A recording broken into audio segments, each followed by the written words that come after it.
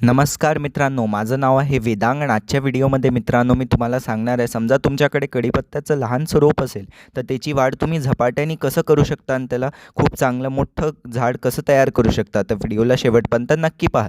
असं आणलं असेल किंवा कोणाकडनं आपण घेऊन आले असाल असं लहानसं रूप मित्रांनो, तर तुम्हाला याला थोडे दिवस शेड एरियामध्येच ठेवायचं आहे. एकदम डायरेक्ट त्याला कोणत्या नवीन कुंड्यांमध्ये नाही लावून द्यायचं. आणि मग जसेच मित्रांनो एखादा आठवडा तुम्हाला ठेवायचा की आणि याच्यासाठी जे कुंड्या आहे मित्रांनो, कुंड्या तुम्हाला लहानशा घ्यायच्या आहे. त्याच्यानंतरच मग जसं झाड मोठं होईल मग तसं तुम्हाला नवीन कुंड्या घ्यायच्या आहे. सुरुवातीला मित्रांनो मी जशी अशी व्हिडिओमध्ये कुंडी दाखवते अशीच लहान कुंडी तुम्हाला घ्यायची. जसं मग मित्रांनो तुमचं झाड मोठं होईल मग तुम्ही नवीन कुंड्यांमध्ये लावू शकता.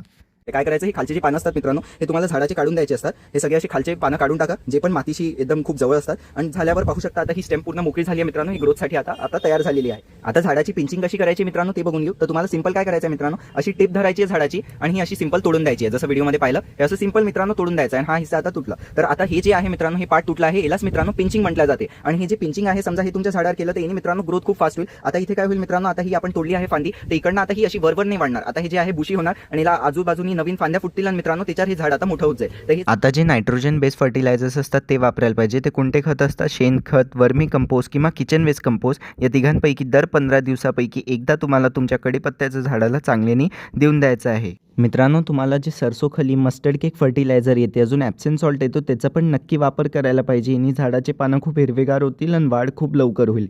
तर त्याच्यावर व्हिडिओ नक्की पाहाल, चॅनलवर आहे. आता मित्रांनो पॉटबद्दल कुंड्याबद्दल आहे. तर सगळ्यात पहिले जे झाड आहे ते लहानशी काळी कुंडी दाखवली त्याच्यात लावायचं आहे. मग असं मोठं झालं की अशी या कुंड्यामध्ये लावायचं आहे. आणि मग त्याच्यापेक्षाही मोठं झाल्यानंतर झाड जसं या मी पांढऱ्या कुंडीमध्ये लावलं आहे याच्यात तुम्हाला लावायचं आहे.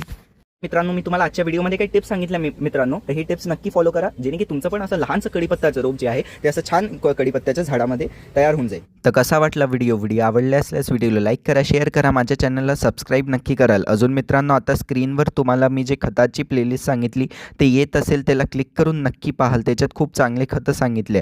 व्हॉट्सअपचा ग्रुप नक्की जॉईन करा. लिंक कमेंट डिस्क्रिप्शन दोन्ही याच्यात टाकून दिली आहे. लिंकला क्लिक करून व्हॉट्सअपच्या ग्रुपमध्ये जॉईन होऊ शकता. आणि झाडासंबंधित काही प्रश्न विचारायचे आहे त्या व्हॉट्सअपच्या ग्रुपवर तुम्ही मला विचारू शकता.